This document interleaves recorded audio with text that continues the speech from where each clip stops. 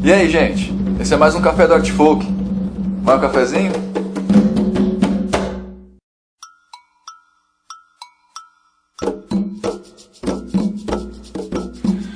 Bom, amigos, hoje a gente está recebendo aqui no Café do Art Folk Ana Lídia, dirigente da Casa da Vó Maria Rosa e Povo do Oriente, fica na Zona Norte de São Paulo.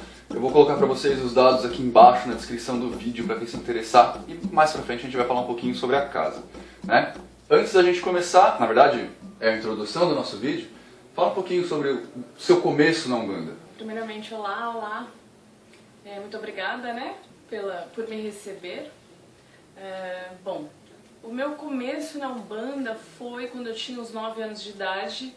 Eu tive uma infância bem difícil, eu tinha muito pesadelo, né? Dormir pra mim era terrível porque eu ouvia muita coisa. Então eu lembro que eu ia deitar, me cobria toda, fechava a porta do quarto e ficava ouvindo passos. A gente morava num sobrado, então eu ouvia passos na cozinha, ouvia gente correndo, subindo escada até a porta do meu quarto, depois voltando. Então assim, dormir pra mim era terrível. E aí minha mãe resolveu me levar num terreiro, né, pra ver o que acontecia comigo. E aí a gente foi num terreiro ali na Vila Mazei, que infelizmente eu não sei o nome, mas uma casa muito bonita, muito linda, enfim. E aí a gente foi, e eu lembro que eu cheguei e eu tava com medo, porque eu não conhecia nada, né, não me foi explicado nada, eu nem sabia porque eu tava lá, na verdade, né. E aí logo que eu entrei eu vi uma casinha assim no chão, devia ser essas casinhas de relógio de água, né, e tal. E de dentro vinha uma luz vermelha. E aí eu já achei meio estranho. Aí a gente entrou, tava lotado, porque era um dia de festa na casa. E me colocaram lá na frente de uma entidade, né? E eu criança, cheguei na frente da pessoa, a pessoa toda cheia de peninhas, assim, né? Nossa, que coisa estranha. E ela começou a falar comigo, e ela falava de um jeito que eu não entendia nada, então o atendimento não me prendeu. Enfim, fiquei ali com ela uns 30 segundos, né? Criança, foi muito rápido. Mas eu lembro que o que me chamou muito a atenção foi que na frente do altar, ali no chão, tinha muita, mas muita fruta, né? Eu não sabia porque que tinha fruta ali, mas eu achei que era para o pessoal pegar. E aí, olhei aquelas frutas, mirei na que eu queria e me dirigi, né? Abaixei, peguei minha frutinha, ninguém falou nada. Fiquei lá admirando a frutinha e de repente eu senti um tapa no meu braço. Aí eu olhei, era uma pessoa que tinha incorporado. E eu falei, ai meu Deus, o que tá com ela vai vir em mim. Larguei a fruta e saí correndo, né? E não sei de onde veio essa ideia do que tá nela vai vir em mim. Porque eu nunca tinha tido nenhum tipo de explicação, nunca tinha lido nada, né? Então não sei de onde veio essa ideia, mas foi a primeira vez que eu fui em algum lugar, né? Depois disso fui em alguns outros lugares com a minha mãe. Eu lembro que um que a gente foi, que eu não gostei nada, era um na Zona Oeste, embaixo de um viaduto. Zona Oeste de São Paulo. De São Paulo, embaixo de um viaduto, né? Aí tinha uma portinha que a gente tinha que subir uma escadaria bem grande e as paredes eram todas pretas. E a luz era uma luz bem baixa, então tinha que ficar olhando os degraus e tal. E lá em cima era um quadradão com as paredes todas pretas, com prateleiras, com uma do lado da outra, um monte de vela vermelha. E eu já não gostei, achei aquilo estranho. E aí a figura central me pareceu um padre, tinha uma batina preta com uma faixa vermelha, né, e uma faixa aqui também. E ele estava defumando as pessoas, né, passando lá um negócio que saia fumaça, né, na época eu não sabia o que era. E aí tinha uma outra criança, e ela também estava com medo, uma outra menina, e eu lembro que a gente se agarrou, falei, tomara que ele não passe em mim, tomara que ele não passe em mim, e ele não passou. Mas os adultos fizeram uma fila, e cada adulto que passava nessa defumação começava a sacudir, caía no chão, né, enfim. E a gente ia ficando cada vez com mais medo, cada vez com mais medo. E as nossas mães iam passar também. E a gente grudado uma na outra, tomara que minha mãe não caia, tomara que minha mãe não caia. E as nossas mães não caíram, graças a Deus. Mas foi um lugar que me marcou bem negativamente. O resto do que aconteceu eu apaguei da memória, não sei o que o cara falou, como foi, se era gira, se era a missa, eu sei lá o que era, eu sei que apagou. Mas nunca mais, graças a Deus, voltamos a esse lugar. Né? Aí com uns 15 anos mais ou menos, eu comecei a dar aula de inglês numa escolinha onde eu fazia aula e conheci uma professora de lá, Regina, aliás, Rê, te amo, e foi ela que começou a me explicar como eram as coisas. Ela lia tarô e eu achava o máximo, então todo mês eu queria que ela lesse pra mim. E aí até que um dia ela falou, olha, Ana, eu trabalho com um grupo que toda sexta-feira à noite vai na casa de alguém, cada sexta gira num lugar, né? E eu assim, o que gira? E aí ela foi me explicar o que era uma gira. A pomba gira, né? Eu sei, que pomba é essa, né? Eu não sabia nada, né? Enfim. E aí ela foi me explicar o que era uma gira, como era um trabalho de umbanda, né? O que era... Eu lembro que eu tinha uma coisa com Iemanjá, apesar de nunca ter sabido o que era, eu achava aquela mulher que saía da água, maravilha, com os cabelos pretos, cheio de flores e peixinhos, eu achava ela fantástica. E quando eu era pequenininha, eu tinha um álbum de figurinha.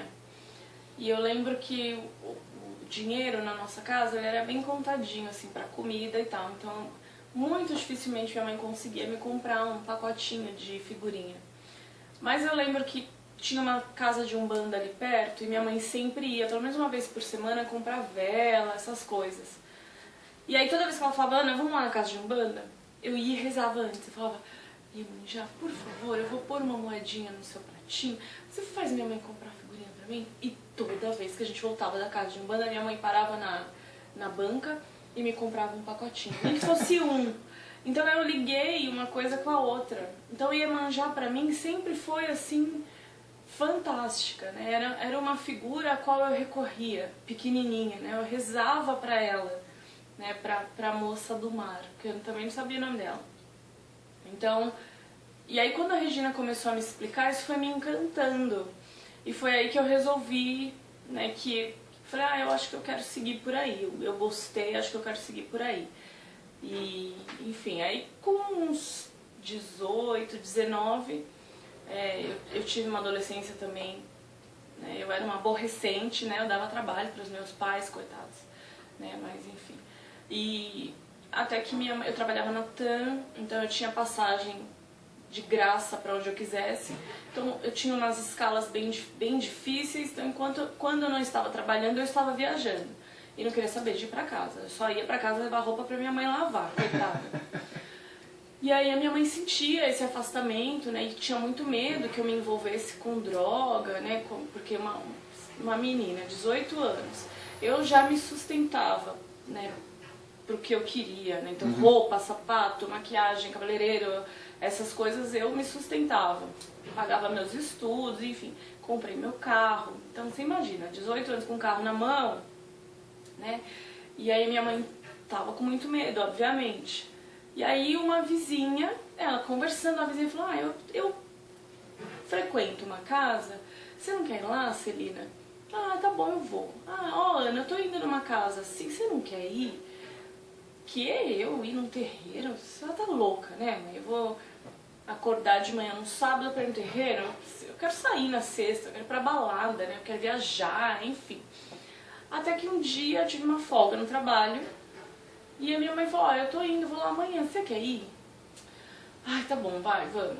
Aí acordei 4 da manhã, porque tinha que estar no terreiro 5h30, né? E eu, 5h30? Que raio de espírito é esse que 5h30, não tem outro horário? É o caboclo madrugador. Gente, né, já não gostei. Aí, pronto, 5h30 estava eu lá no terreiro, né, peguei minha ficha e sentei lá no banco onde me mandaram sentar. E esse terreiro, ele tinha o Campo Santo e a assistência, tinha uma parede, como se fosse uma sala, né, enfim. E ele só tinha uma portinha, que era onde dava pra ver o que acontecia. Mas eu não tava nada interessada em ver o que tinha lá dentro. Tanto que eu não entendia, porque nesse dia, por que eu tinha que chegar tão cedo? Por que essa mulher que trabalhava lá tinha que chegar tão cedo? Né? E as pessoas quando vão numa casa, chegam e veem que tá tudo lindo, né? O congá tá lindo, tá limpo, os banheiros estão limpos, tá tudo com flor, né? Enfim. Mas tem uma série de coisas que precisam ser feitas antes para que aquilo esteja bonito. Precisa fazer as próprias coisas. Quem vai fazer os vasos, quem vai limpar o chão, né? Pois é. Mas eu não... Né, eu achava que tudo brotava, né, como muita gente acha, que tudo brota. E aí eu achava que tudo brotava e não sabia porque que eu tava lá às 5h30 da manhã. Aí quando eu 6h30, falei, não aguento mais, quero ir embora. Não, filha, vamos ficar, já vai começa às 7h.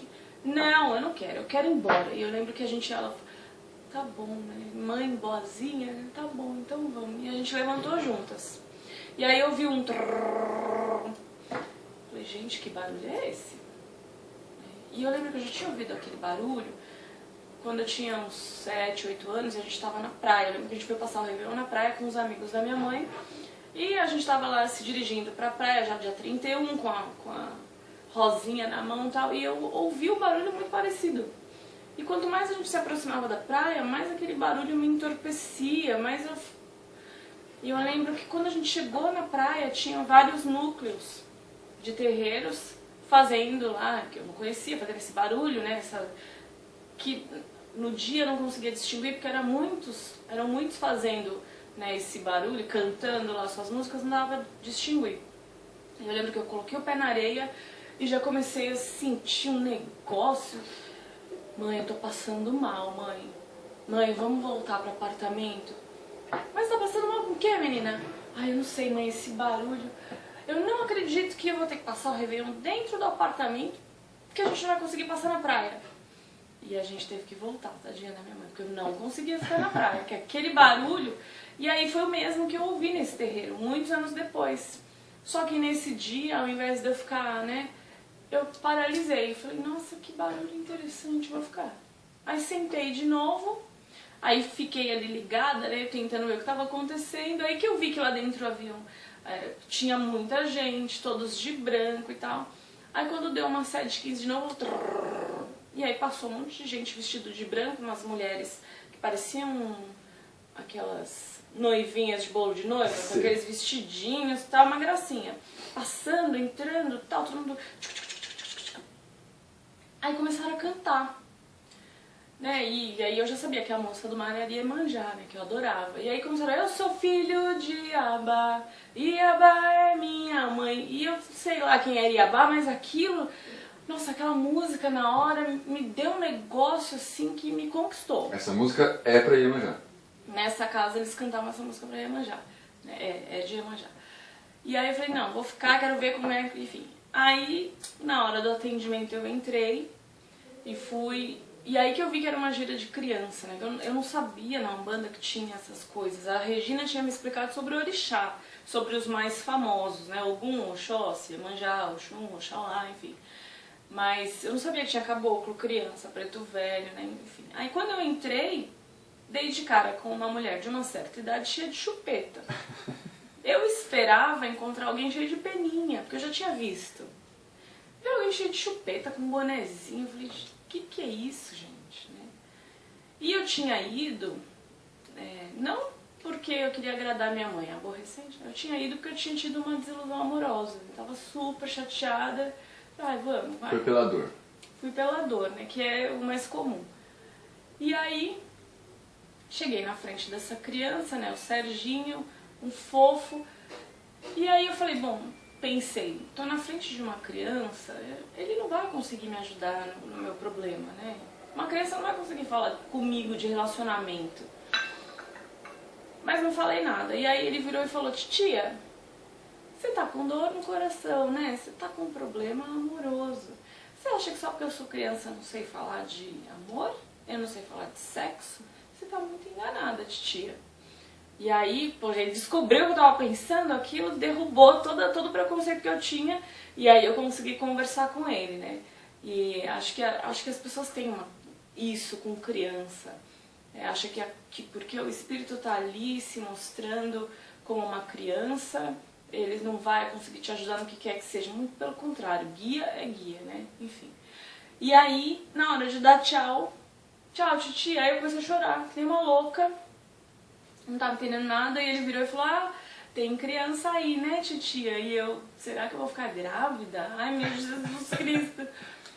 E não, né, era uma criança que também veio, eu incorporei, e foi super natural, né, parecia que eu já fazia aquilo há anos. E, amei, adorei.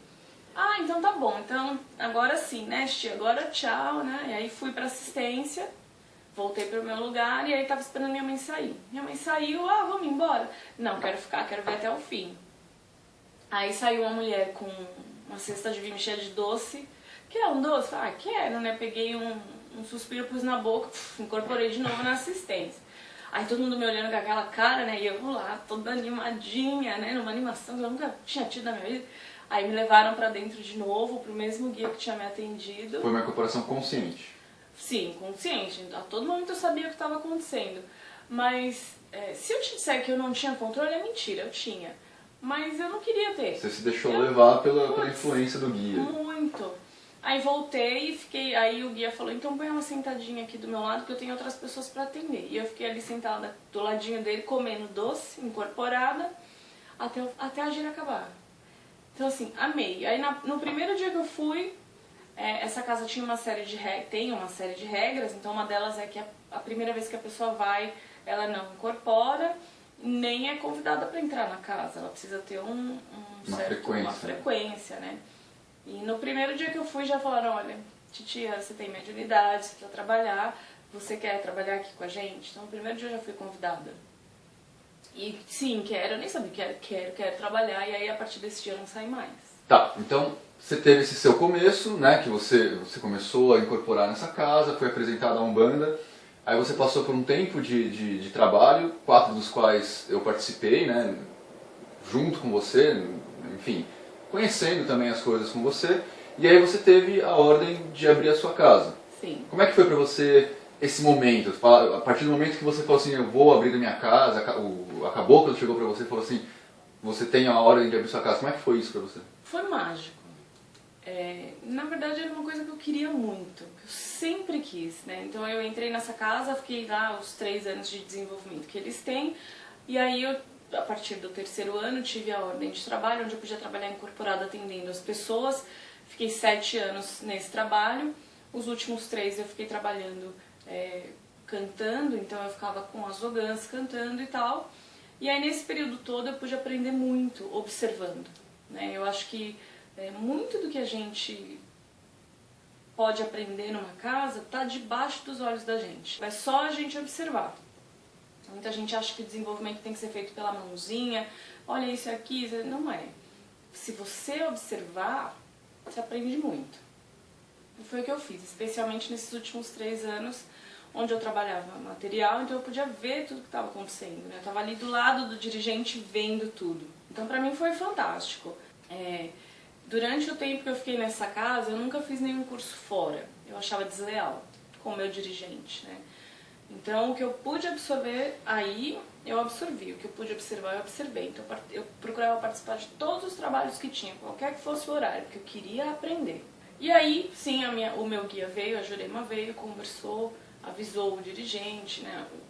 Avisou também o zelador e a primeira ogã e tal. E aí eu fui até ele também, desincorporado, e falei, olha, eu te agradeço muito por você ter me trazido pela mão até aqui, né, sou muito grata por tudo e tal, mas a partir de agora eu preciso andar com as minhas próprias pernas, né, e aí fui pro mundo, né, fui correr atrás, né, eu lembro que a gente começou atendendo no apartamento, fazendo a nossa reunião no apartamento, que era uma salinha bem pequena, então éramos só eu, você e mais 3 pessoas. Não fazíamos atendimento com assistência, né? Porque não tinha firmeza lá, porque não tinha estrutura, porque era perigoso, enfim, atender em casa não é fácil. Aliás, gente, ó, eu vou só reforçar o que ela acabou de falar. Eu sou filho da casa da Vó Maria Rosa, filho da Vó Maria Rosa, também sou marido da Ana Lídia, a gente começou junto com essa história de estudo, atendendo em casa, atendendo não, né? Fazendo os estudos em casa, e o que é importante, a gente sempre frisa no Artfolk. Eram trabalhos puramente de estudo, não tinha incorporação, não tinha guia em terra, não tinha desenvolvimento mediúnico no sentido de incorporar guia. Né? Justamente porque a casa era uma casa nossa, né? A gente morava lá, não tinha como a gente ter as preparações necessárias para isso, né? A segurança para isso. Então a gente passou aí uns 6, 7 meses assim. Até que chegou um dia que a avó Maria Rosa veio e falou, olha meus filhos, realmente aqui não dá mais, vocês vão ter que achar um lugar para o terreiro mesmo, onde aí a gente vai poder fazer um desenvolvimento mais profundo com cada filho, onde aí a gente vai poder ir abrindo para assistência, né? Mesmo porque no começo a gente não tinha muito assistente, justamente porque a gente precisava se fortalecer como médiums, como grupo, enfim. E aí a gente foi à luta, né? Eu sou muito isso. É pra fazer, vamos fazer. Não tenho essa de ficar, será? Se for o guia dá. Não. Eu quero, o meu guia também quer, deu o aval dele, então agora eu tenho que ir atrás. E foi o que eu fiz. Foi muito difícil, você sabe, você participou, a gente teve muita demanda, mas muita demanda. Né? Problema para achar um lugar, porque ninguém quer alugar sala para terreiro, você fala que é para terreiro, sabe o que é? Não vai dar. Então foi bem difícil, tanto que o primeiro lugar que a gente achou não era um lugar ideal, era muito afastado de uma avenida grande com condução, eram 6 salas, então uma delas era nossa, então não podia fazer muito barulho, aquela coisa e tal. Mas foi o que deu, era o que a gente conseguia pagar na época. E eu acho que esse 1 ano que a gente ficou nesse lugar foi primordial para o nosso crescimento e para a nossa união. Acho que a gente cresceu muito como grupo lá. E aí foi isso, aí depois a gente achou o lugar que a gente está hoje, né? Que é uma sala só nossa e tal, muito mais tranquilo, num ponto bom, então eu tenho perto ônibus, porque não adianta você alugar um lugar também que as pessoas não vão conseguir chegar, então essa era a minha preocupação. Onde a gente está hoje, eu adoro. Acho que ficou tudo muito bonitinho. E só uma coisa que eu quero levantar um ponto, uma questão, porque uma vez eu vi um negócio parecido na internet. A despesa desse lugar, né? Porque a gente sabe que é difícil manter uma casa de caridade porque a gente não tem receita, Sim. né? Ou pelo menos não deveria ter. Como é que é administrado isso? Isso daí é doação? Você faz campanha? Como é que é? Não, a gente não tem doação, né? Uma coisa que eu sempre tive em mente era que eu não queria cobrar nada da assistência. Eu achava acho até hoje, que a gente tem que fazer com os nossos recursos, né? Então, a preocupação de achar um lugar bom que a gente pudesse pagar era a primeira, né? A gente paga o aluguel, sai do nosso bolso, não sai nem do bolso dos filhos.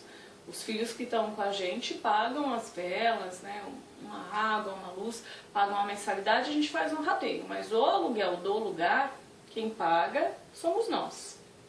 E aí, independente de se eu tenho, se eu não tenho, eu tenho que ter. Eu tenho que fazer, dá. Então, essa era uma preocupação que eu tinha. Mas tem gente que cobra atendimento, que, né, enfim, cada um com o seu karma. Eu não vou julgar quem cobra.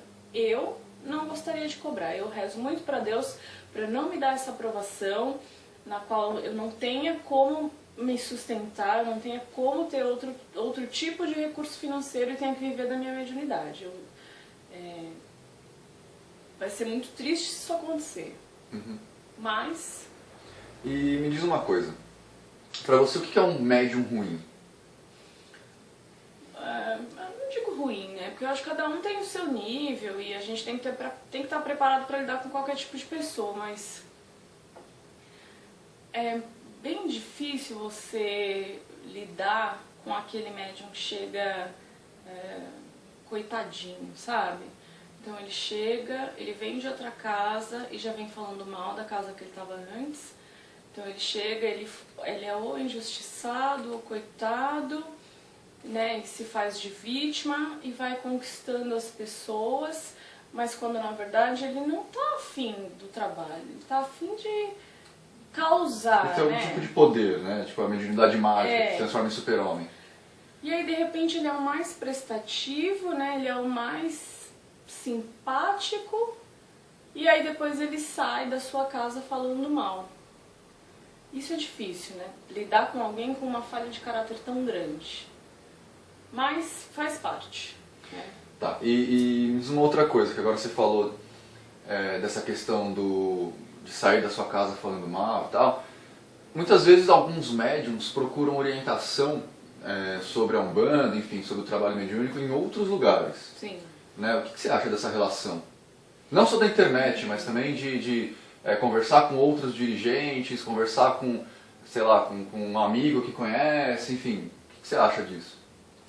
Acho que depende muito da maturidade dessa pessoa, né? Nada impede de você ir em outra casa, tirar uma dúvida, né, contar os seus problemas, né? Às vezes na casa que você frequenta não dá pra fazer isso. Então, imagina, você está numa casa pequena, tem 10 médiuns e um deles é o seu namorado, né? E aí você quer contar algum problema ali na corrente, mas você sabe que a corrente é toda amiga, então fica com receio de contar ali. Aí você vai numa outra casa, onde você vai conseguir falar dos seus problemas. Isso é uma coisa. Com imparcialidade. Vai ter uma opinião ali do guia mesmo.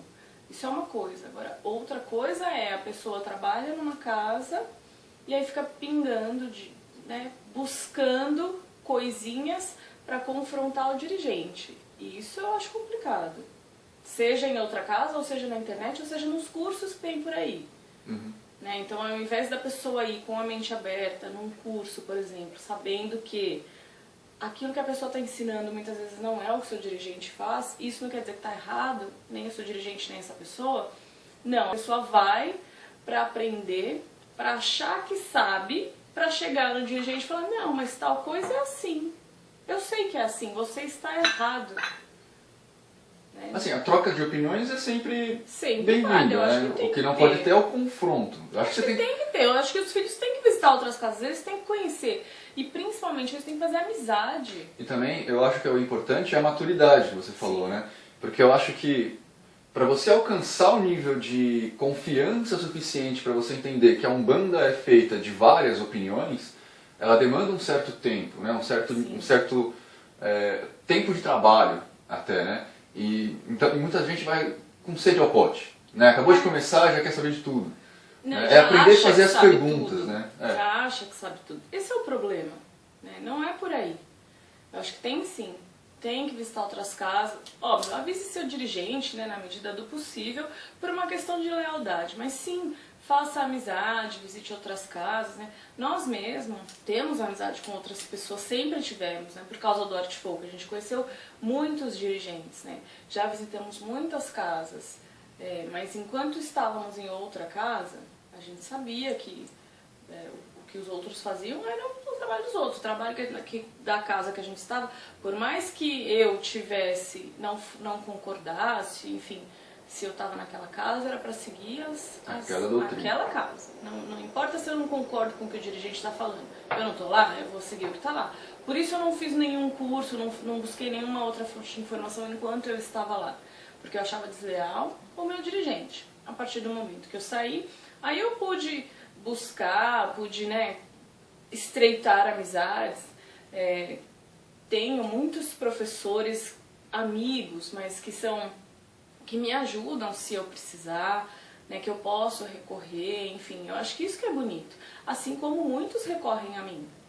Isso que é bonito. A troca de informação. A troca de informação. A amizade. Quanto mais amigos ficarmos, mais forte o grande exército branco vai ser. Mais forte a corrente da Umbanda vai ser. Não é? Tem muito dirigente por aí que acha que tem que brigar, né? O meu terreiro é mais forte que o seu, e aquela pataquada toda. Isso existe. O meu terreiro é um, o seu terreiro é outro. Que bom que o seu terreiro é diferente do meu, porque assim eu posso indicar para um assistente meu ou para um filho meu. É muita inocência minha achar que um filho meu vai ficar comigo a vida inteira. Talvez não seja da missão dele. Talvez eu só possa ensinar a ele até um certo passo e dali ele precisa seguir. Poxa, se eu conheço uma casa que pode ajudar o meu filho nisso, por que eu não vou indicar? Por que ele não vai mudar pra lá? E se ele mudar, ele vai virar meu inimigo? Muito pelo contrário. Né? Eu vou poder indicar a casa pra ele. E não só em termos espirituais, em termos de locomoção mesmo. Né? A pessoa mora no Jabaquara e vem até a Vila Maria, não dá. Você me indica alguma casa no Jabaquara? Eu indico, a do Paulo Ludogero, é uma casa ótima. Eu já fui lá. É uma casa que eu indico de olhos fechados, né? Ah, tô no Tremembé, a casa dos filhos de São Miguel Arcanjo. Então, assim, não me incomoda em nada indicar uma casa no Mirim, que é a casa de onde eu vim, ou uma casa aqui, lá, ou a casa do Edson no Amazonas, né? Ou no Rio de Janeiro. o templo a caminho da paz, enfim, não me incomoda. Eu acho que para isso serve a amizade. Falando em amizade, a Casa da Vó Maria Rosa fez uma festa conjunta com um terreiro agora, que foi a Casa de Caridade dos Filhos de São Miguel. Arcanjo. São Miguel Arcanjo. Desculpa, vou repetir. Casa de Caridade dos Filhos de São Miguel Arcanjo. Que foi uma festa de Xangô, né? Como é que foi isso pra você? Foi fantástico, foi assim, muito mágico. Foi um momento mesmo de confraternização, de unir laços, de fazer novos amigos, de estreitar amigos que já temos. Foi um momento muito bom para aprender, para observar e principalmente para trocar. Então, assim, fomos muito bem recebidos. Eu fui tratada, né, não sei nem como descrever. Eu fui muito bem tratada, meus filhos foram muito bem tratados. A todo momento eu participei de todos os rituais. Então eu entreguei junto a Malá de Xangô, o Padê de Exu, acendi junto o Congá, né? Os guias estavam muito felizes. Foi muito mágico, realmente foi. Eu acho que a Casa dos Filhos de São Miguel Arcanjo são exemplo daquilo que eu venho falando, né? Não somos inimigos por termos casas diferentes, por estarmos em terreiros diferentes. Muito pelo contrário. Cada casa tem a sua diferença e não é por isso que não vamos ser irmãos, não vamos, né? Então, assim, foi um exemplo. Realmente, eu fiquei encantada, já os conhecia, já fui na casa deles mais de uma vez, mas esse dia os filhos realmente me encantaram. Eu fiquei maravilhada. Bom, antes da gente prosseguir, eu tenho duas perguntinhas para você que foram feitas por amigos nossos no Facebook, né? A primeira delas é do Neto, já que é um grande amigo nosso já de anos, né? Ele falou o seguinte: muitos terreiros deixam o dinheiro tomar conta e acabam substituindo a caridade por interesse financeiro, né? O que você diria para esses terreiros? Bom, antes de dizer alguma coisa para esses terreiros, eu acho que a gente tem que olhar a missão de cada um, né? Eu acho muito difícil manter uma casa. É ali, ó, todo dia, guardando as moedinhas, juntando para pagar o aluguel, no nosso caso, para pagar o aluguel, né? Lutando mesmo. A gente não tem, pelo menos eu espero que a gente não tenha, essa aprovação de não ter da onde tirar dinheiro e ter que viver da nossa mediunidade. Mas cada um com o seu cada um, né? Então, eu só posso rezar por eles, né? É triste quando a gente vê que a pessoa não tem de onde tirar recurso e precisa viver disso. Agora, se ela tem e mesmo assim cobra um atendimento, né, aí eu acho errado. Eu posso estar errada na minha ignorância, mas eu acho que se você tem como se manter, tem como trabalhar, você tem que trabalhar. No dia a dia, numa empresa ou na sua própria empresa, enfim, você tem que trabalhar. Se você vai ou não cobrar os cursos que você dá, é com você. Porque também a gente sabe que existe a paga e tal, né? Enfim. Que é ritualístico, é magístico, né? Sim. Mas você não precisa cobrar isso para reverter para você. Você vai reverter para o seu terreiro, mas não vai ser o principal. Vai ser né? Tá, tem esse dinheirinho entrou esse mês, ok. Agora, se você não tem como se manter, eu conheci uma mulher, né, que benzia, que eu adorava, ela não tinha como se manter, então ela cobrava.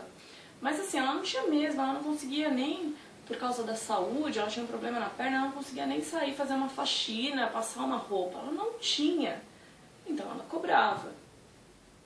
Quem sou eu para julgar? Cada um com a sua missão, né? E agora a pergunta da Maria Júlia. Na verdade não é uma pergunta, é um pedido. Ela falou que ela trabalha num terreiro, né, onde tem trabalho com o povo do Oriente.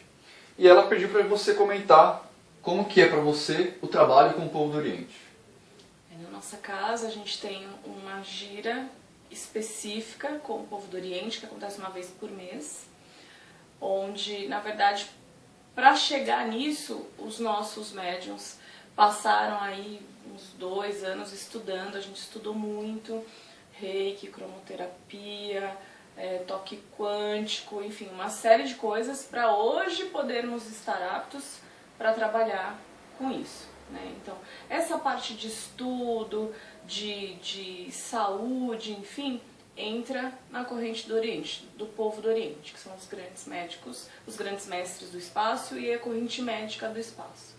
Então, uma vez por mês, a gente faz uma palestra e, em seguida, o atendimento com a energização de cura. Esse atendimento ele não é de incorporação, né? Você não vai tomar um passe com um caboclo ou um passe com um mestre do Oriente. Não, os médiums são intuídos, né? Por isso o estudo, né? Eles precisam saber o que eles estão fazendo. Então, inclusive, a gente estuda a parte de bioenergia, de ervas, enfim. A gente estuda muito para conseguir chegar onde a gente está hoje, né? Obviamente que mais pra frente estaremos um pouquinho mais adiante, porque esse estudo não para. É progressivo. Então, quanto mais a gente estudar, melhor a gente vai poder ajudar nesse sentido. Quanto menos a gente estudar, né? Enfim, então acontece uma vez por mês. Não é uma gira de atendimento como com um caboclo, um preto velho, por exemplo. A pessoa não vai falar os problemas dela. Ela vai chegar na frente do médium, vai poder falar, se ela quiser, né? Da doença que ela tem, do problema que ela tem, enfim, e aí esse médium vai tratar essa pessoa com essa energia, né? E aí da indicação de beberagem, emplastro? Ele pode dar, né? Porque ele já estudou, ele sabe o que ele está falando, não é simplesmente... eu acho. Não é, por exemplo, quando você está incorporado com um caboclo que tem todo um conhecimento ali de ervas e tal, não é assim. O médium tem que estudar primeiro para saber o que ele vai falar, né? Por isso, assim, é muito sério e não é, entrei no terreiro, sou filho da casa da Vó Maria Rosa, vou entrar na corrente do Oriente. Não vai. Você vai passar um tempo aí, um bom tempo estudando, sendo aí sabatinado, agora eu usei uma palavra das antigas. Vai fazer uma série de provas e tal, pra gente poder... realmente confiar essa pessoa, na pessoa, né? Para ela poder. Por quê? Porque a pessoa que vai, o assistente que vai, ele precisa ter um acompanhamento. Então, ele vai falar pra gente o que ele tem, o que ele não tem, né? E aí a gente vai dar pra ele alguma coisa pra fazer em casa e tal, mas vai ter um prontuário dele. Pra gente também saber se isso tá funcionando ou não. Porque às vezes não tá. Se não funciona, a gente precisa seguir por outro caminho, né? Obviamente que a gente não exclui a medicina tradicional. Não. Você está fazendo um tratamento, está tomando remédio, você vai continuar. Você só vai sair desse remédio se o seu médico te tirar. O que a gente vai fazer é um complemento do que já está sendo feito, né? Ou, de repente, você tem ali, nem sabia que tinha um problema no braço. E aí a gente vai, vai até o médico e tal, e aí você pode descobrir que tem alguma coisa e aí trabalhar conjuntamente. Neto e Maria Júlia, respostas dadas. Respondi. Se não respondeu, deixa um comentário aqui embaixo que a gente retoma a conversa, talvez não num vídeo, mas a gente retoma na conversa no tete-a-tete, no e-mail ou nos comentários mesmo. Eu acho que comentário, inclusive, é bem legal porque todo mundo pode acompanhar. É isso aí. Né? Uma outra coisa, você falou que você acabou fazendo bastante contato com bastante dirigente, né?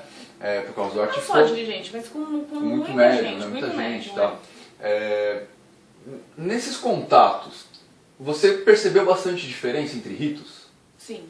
E essas diferenças você acha que acaba dificultando, facilitando? Você acha que é motivo de briga, por exemplo? De jeito algum. Sim, muita diferença. E também muita semelhança, né? Principalmente com o jeito que a gente trabalha. Eu pude observar que o que a gente faz, o que o guia passa pra gente na nossa casa, é a mesma linguagem que aparece, sei lá, no Rio Grande do Sul, em Portugal, enfim, a gente viu que não é uma linguagem só, é uma coisa que tem acontecido. Mas sim, também vi muita diferença. E acho que o bonito da Umbanda é isso mesmo, são as diferenças. É você ter tantas casas tão diferentes que uma vai servir pra você. Então, eu fico muito chateada quando alguém ou trabalhou numa casa e sai falando mal, ou vai num atendimento e sai falando mal, sai falando que a casa não presta, porque não é verdade. Não existe casa que não preste ou guia que não preste. Isso é mentira. O que acontece é que aquela casa não é pra você. Ou ela está muito além daquilo que você precisa, ou ela está aquém. E aí você vai, através desse número de casas que existe, né, por aí, achar uma que serve pra você. Por isso eu acho tão importante eu conhecer outras casas, porque eu vou poder indicar de olhos fechados. Né? Então, assim, viva a diferença. Viva a diferença. Aliás, viva a diferença e um abraço para os nossos irmãos de trabalho. Eu nunca sei como te chamar, irmão. Porque você é Gonçalves Costa, pra mim você é o Edson Condoense, cara. Então, nosso querido. abração pra você, pai Edson Condoense, que não é de Codó, é lá do Amazonas, de Manaus, né? Aliás, o Edson, ele é... Olha, pai é pai, porque às vezes eu tô em casa, né, aí tô com o coração apertado, né? Aí ele me chama, Ana, tá tudo bem? Edson, como é que você sabe que não tá tudo bem? Aí ele dá risada. Então, olha, esse aí, ele é bom. Pro nosso irmão também do Rio de Janeiro, o Augusto Prates, O Augusto, o Átila Nunes. o Átila. Né? Eu devo uma visita pra vocês, eu sei, é mancada minha, porque eu não consegui ir pra aí ainda te dar um abraço, cara, mas é que a gente tá, ó, estamos guardando, a gente até conversou sobre isso hoje. Pagar o terreiro, calma. A gente até conversou sobre isso hoje, qualquer dia a gente pega uma ponte aérea, vai te dar um abraço e volta. Tá? O pai Milton, da Casa dos Filhos de São Pai Miguel. Milton, dos Filhos de São Miguel, a mãe Cida, Rosa, A mãe Cida. né?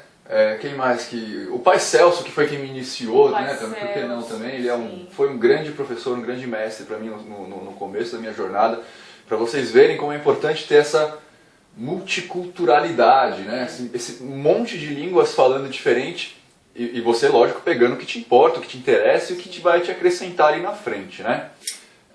Você quer deixar algum recado pro pessoal? Gente, trabalhar com espiritualidade não é no dia do terreiro ali 2 horinhas, é o tempo inteiro. Não adianta querer separar. Eu sou... Existe o médium e existe a pessoa. Não. É uma coisa só. O tempo inteiro a gente é exemplo para os outros. Então, que possamos ser exemplos bons. O guia sabe o que a gente está fazendo o tempo inteiro. Não adianta querer esconder. Você pode até mentir para o seu dirigente, mentir para o guia que você está passando, né, no atendimento, mas para o seu mentor, não tem como. Então, comprometam-se com vocês mesmos, se melhorem. Já são de alguma casa? Comprometam-se com essa casa, entendam que vocês vão ter que dispor de um tempo aí para prestar caridade, etc. E vamos que vamos. Também, gente, ó, baseado no que ela está falando, a gente tem que aprender também a parar de pôr a culpa dos nossos problemas nos guias, hein? Esse é um toque pessoal do Nino. Problema da nossa vida é problema da nossa vida, porque a gente não está dando direito. Então, né, vamos parar aí de colocar a culpa em terceiros. Né? Fica mais culpa fácil, é do né? encosto, a culpa é do guia. Fica mais fácil, na verdade, né? Vamos encerrar hoje o nosso bate-papo com a facilitadora Ana Lídia, né? Ela não gosta de ser chamada de mãe, né? A facilitadora Ana Lídia. Semana que vem, no próximo Café do Art Folk, a gente vai trazer uma pessoa muito especial aqui para conversar com vocês. Paizão e um grande amigo, surpreendente, na verdade, que vocês vão conhecer. Vocês vão adorar. Lucas, é com você que eu tô falando, meu velho. A gente já marcou a entrevista, tá aqui, ó, tá no schedule e agora tá prometido, cara. Não vai me fazer passar vergonha, hein? Na próxima semana, então, o Babo Lucas, né, o pai Lucas, que na verdade não é pai de santo. A gente chama de pai, mas ele é padre. Ele não é um pai de santo, ele é um padre da Igreja Católica, que vai contar pra gente aqui um monte de coisas, inclusive o estudo que ele tá fazendo a respeito da espiritualidade vista pela Umbanda. Olha que legal, um padre estudando como é que a Umbanda funciona. E, gente, ó, eu já vi algumas coisas, já bati um papo com ele. Assim, desprovido de preconceito, gente. É uma coisa mágica. Esse cara, pra mim, ele é um dos meus mestres, assim. Enfim, próxima semana no Café do Art Folk, Babo Lucas. A gente fica aqui com o nosso Café do Art Folk dessa semana, com a Manhana, com a facilitadora Ana. E eu convido vocês a conhecer a Casa da Vó Maria Rosa. Ai, perdão, desculpa. Na Rua Curuçá, 485, Vila Maria, São Paulo. A gente atende às sextas-feiras a partir das 19h30 e uma vez por mês tem a gira com o povo do Oriente. Para saber o calendário, por favor, entre no nosso site, que é www.casadavomariarosa.com.br. O site vai estar aqui embaixo nas observações do vídeo. Gostou do nosso vídeo, do Café Norte Folk? Clique em joinha, se inscreve no canal e lembre-se que a Umbanda é coisa séria. Mas quem disse que tem que ser chato? Isso aí.